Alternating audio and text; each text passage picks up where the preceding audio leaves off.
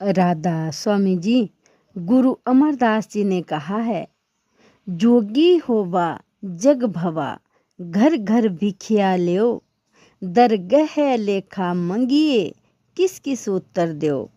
आप जी समझा रहे हैं, ऐ योगियों, तुम लोगों का खाते हो, तुम्हें मालिक की दरगाह में हिसाब देना पड़ेगा, क्योंकि जो योगियों को देते हैं वे आशा रख कर ही देते हैं।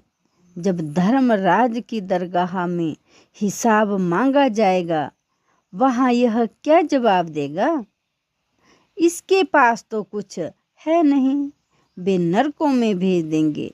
गुरु अमरदास जी फरमाते हैं, सतगुर मिलिए भूख गई, भेखी भूख ना जाए, दुख लगे घर घर फिरे, अग्गे मिली दुनी सजाए।